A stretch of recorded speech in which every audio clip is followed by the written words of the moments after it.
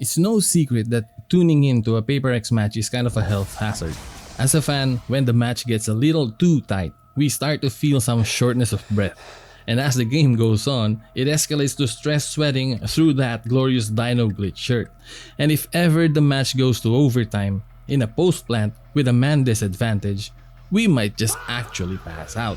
Welcome to snstry, and today we are breaking down the massive red flags from the recent matches, exposing the team's Achilles heel, and figuring out exactly what it will take to stop this team from breaking under pressure. Stay tuned as we uncover what really is Paper X's problem. At the start of the season, Paper X lost in the grand finals of Master Santiago. It was a heartbreaking loss as the fan favorite couldn't get anything going and eventually bowed down against Nongshim 0-3. They then followed that up by fumbling the grand final of the recently concluded Masters London to Leviathan. And if the loss against Nongshim was heartbreaking, this one was devastating. There's no way around it this time. The odds were heavily stacked in their favor, but they still fumbled the bag.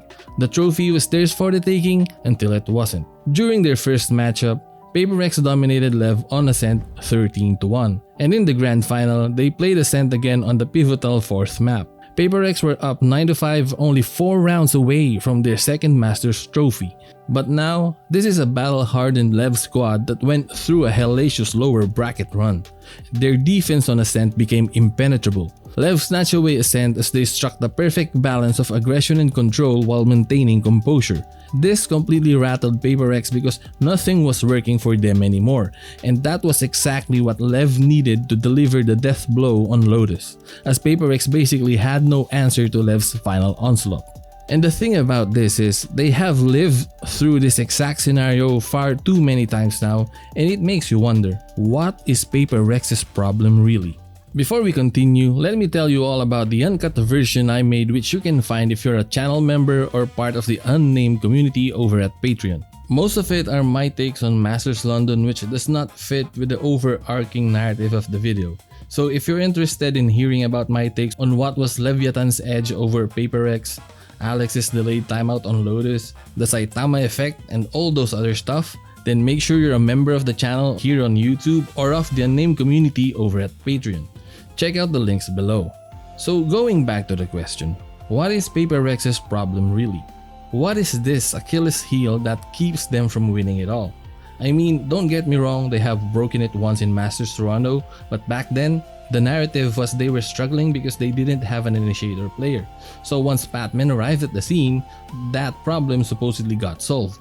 And then he was replaced by Envy, who is an even more cracked initiator player, so the narrative shifted to infinite trophies for Paper X, which sadly hasn't happened yet. And some of you are suggesting that the team does not have any problems and that the boys are just tired.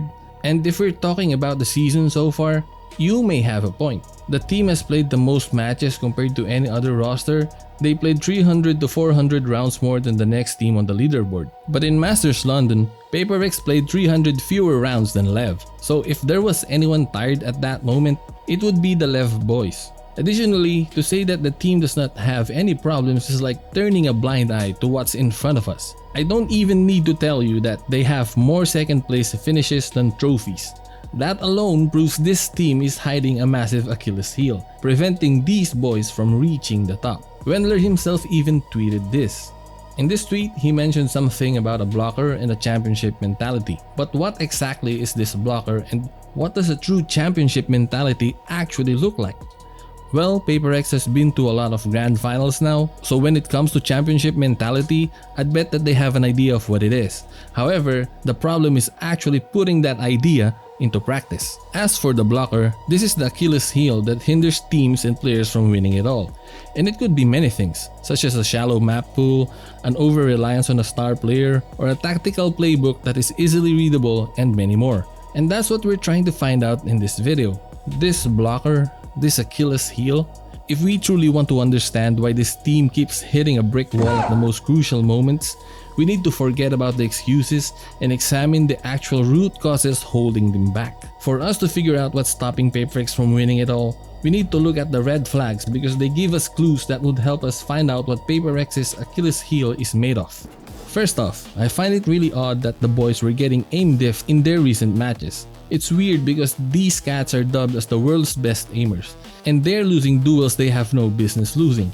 It would have been one thing if it had only happened once or twice, but the fact is, it occurred over multiple matches. Here's one instance to show what I'm talking about.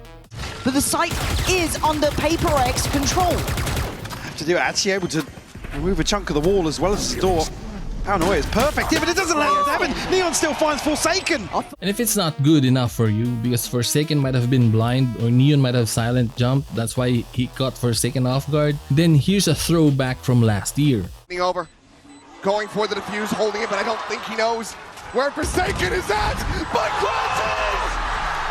Absolutely annihilates him! Now, it's easy to say that sometimes you just whiff, but these guys are pro players for a reason. They don't simply just whiff. There's always an underlying reason as to why they miss their shots. But for this latter example that I showed you, there's basically nothing to affect Forsaken's shot.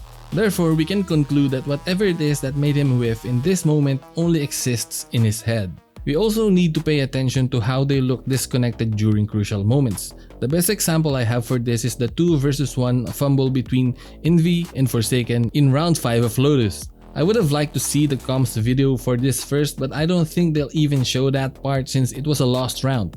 But it's safe to say that there is clearly a breakdown in comms during high pressure situations. By the way, side note, is it just me or is something calming less? I've rewatched the Toronto Grand Finals comms video and I feel like he used to call a lot of plays and point out the micro details in the mid-round. Obviously, we don't see everything on those voice comms, but that was something I thought I noticed. Anyway, I have watched a lot of Paper X in my day and I have seen the version of them that look like gods of the game. Paper X players to kill. Look at the positions they're holding as well. He hears them coming out from the back. He turns back all around. They're going in for the knives! There were matches where they made all the right reads, easily dismantled the enemy, and dictated the pace with absolute control. But during this Lev match, it looked like Control got bored and decided to walk on Lev's side of the fence. I rewatched map 4 a couple of times, and King on Lev's defense rounds had all the solutions to whatever Paper X is throwing at them, and there was nothing that Paper X could do about it. So now, let's get to the bottom of this and figure out exactly what Paper X's Achilles heel is. While there are still other red flags such as forcing the same attack strats on Ascent or having no answers for Neon, the player camping in B main, god, why did he even choose that name, bro? Anyway, yeah, they weren't able to punish the guy even once. B main of Ascent? It's just crazy to me that they didn't have a plan for it at all. I don't know. Anyway, the things we have discussed so far are enough for us to uncover the team's Achilles heel.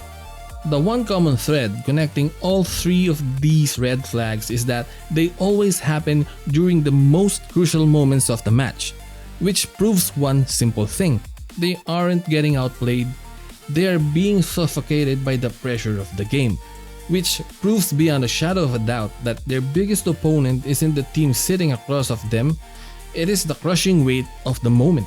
The best example I have of this is the last round on Ascent. Some thinks Yoru fake TPs, then Vice and Sage push mid. Neon, the player, got a glimpse of them but he whiffed. From there, Paper X decided to do a disjointed fast exec on 3, and well, the rest is history. You see, I know that Paper X is a team that does not pause a lot in the middle of the round, but I've seen them do it before, and it has worked miracles for them. And I think that's what should have been the call after they located Neon, the player. It's just so stupid, man.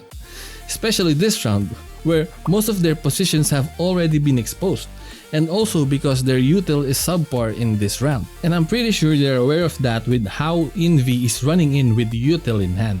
I wouldn't have a problem with this fast exec had they waited for Devi to get in position to trade and throw out the thorns, because it would have done wonders had they paused for even 1 or 2 seconds. And I don't know why they think it was a good idea. Maybe it was the first play that was called, and I think I remember them having a rule of just going with the first call, so that might be why. However, the thing is that Lev has proven many times before that they can easily contain or match the phase of these fast execs. Now I know this breakdown has been going on for quite a while, and you may be at the point where you ask me, what's your point, bro? Well, okay, the point I'm trying to make is that the team crumbles during the clutch. Some might call it mental boom, or that they are tilters or chokers, and you're not wrong. But the question is why? Why does the team fail to perform during crucial stages of the match? And I've thought about this quite a lot, and I've considered a lot of different answers for this, but I think the root cause of all of PaperX's woes comes down to a lack of mental resilience.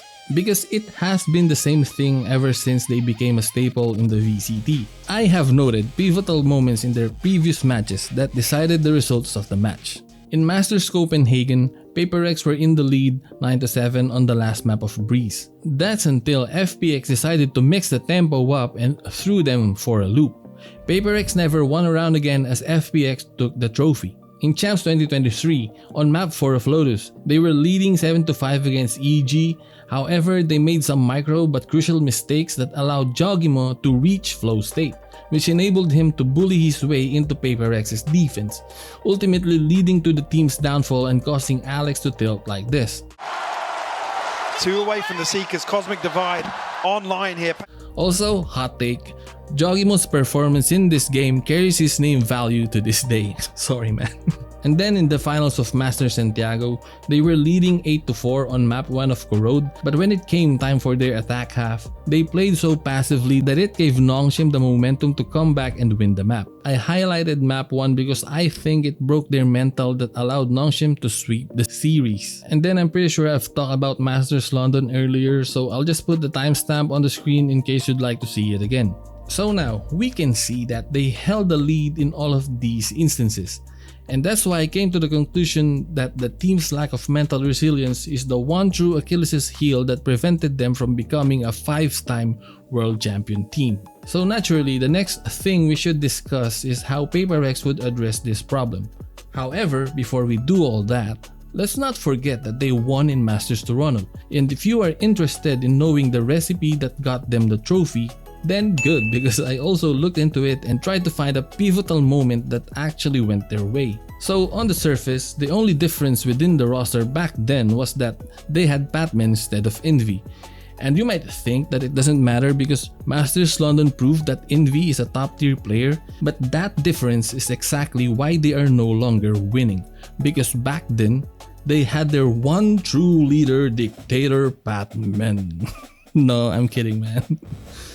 Anyway, like the other crucial moments in their grand final matches, PaperX was in a commanding position on map 4 of Lotus against FNC. FNC bro, Fnatic.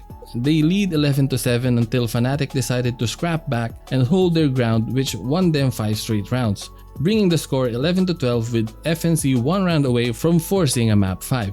But do you know what PaperX did to snap the momentum back in their favor? Well, they simply did their thing. They pressed W, bro. They went back to their old ways and executed their signature playstyle, W gaming. They fast exec C with a Yoru and Fade ult and press W together to force overtime. And the rest is history. So if I am to analyze that, I mean we can see the voice comes. The boys were under such tremendous pressure, but the thing is they were decisive. Mindfreak asked if they want to go fast, and immediately, a snap of a second is so fast how something answered that yes, he wants to go fast. Yes, you wanna go in fast or no? If you Yes, I'm gonna fast. Yes, I'll chip it there. Alright, listen, guys, when the chaos happening, I need you to be calm. Okay, let's go, boys. Okay? And everyone was on the same page. I think that's what's missing from PaperX when they're losing matches, important, crucial rounds, you know? So, moving on. How can PaperX address this problem? Well, as Wendler said, they're working on it, and I think this isn't the kind of problem that you solve overnight. But having Panda in tow is exactly what they need to continue building and fortifying their minds. Sorcerers, fortify your mind! But throwing my 2 cents in, I think it would help this roster if one player stepped into the role of a Warden. And what do I mean by that? Well, they need a dedicated player whose only job is to zoom out and do the thinking when the pressure sets in. If you look back at all their grand final fumbles, it only took one massive momentum swing for the entire team to mentally boom. And the worst part is, they all seem to crumble as a unit. Like, there is no one cognizant enough to get out of their own heads to hit the reset button. To keep it simple, think of this role as a secondary IGL whose sole purpose is to stabilize the team when they start to spiral. And this would be a challenging task. This player needs to be aware and vigilant at all times, as he must also keep tabs on what the enemy team is doing throughout the game, so that when the pressure arises, he will be prepared to make the counter calls, because he can't just yell at the team to stop tilting and expect it to work. To actually drag his teammates out of their own heads, he has to hit them with cold, calculated insights. I know a lot of these things that I just said are things that a coach usually does, but it would work miracles if there's someone inside the server who can do it on the fly. So that's my take on it. Mental resilience is Paper X's one big problem, and once they solve it, then I just can't imagine how anyone is stopping them. What are your thoughts on it? As always, thank you for your time. I'll see you guys down in the comments. Leave a like if you enjoyed, hit that sub button if you don't miss out, and I'll see you in the uncut version.